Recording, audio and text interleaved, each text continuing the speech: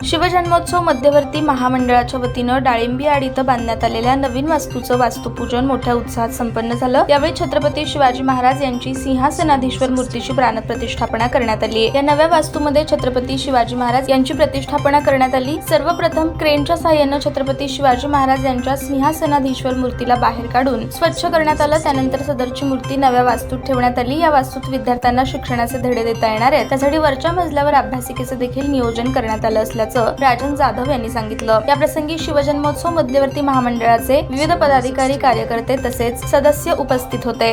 जन्मोत्सव मध्यवर्ती महामंडळाच्या वतीने परंपरा 50 वर्षापासून 60 वर्षापासून आपली शिवजयंती साजरी करत असतो।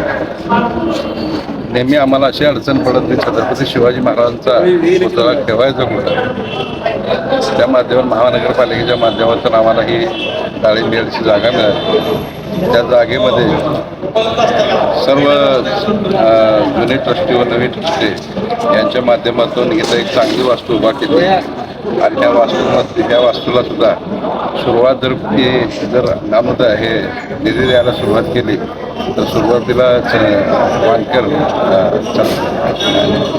विक्रांत वानकर यांनी निधी दिला। नंतर रणजितसिंह मोहिते पाटील यांच्या माध्यमातून सुद्धा आम्हाला निधी मिळाला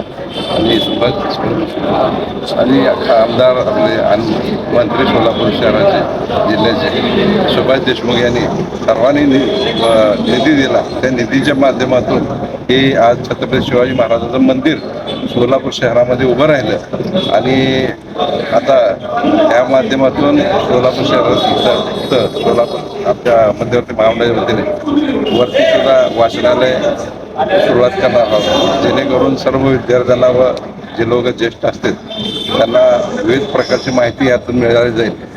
आणि आज जो कलश पूजन केलं आणि आज मूर्ती ठेवण्याचा कार्यक्रम ठेवला आहे। ताज्या बातम्या पाहण्यासाठी प्राईम महाराष्ट्र न्यूज चॅनलला सबस्क्राईब करा।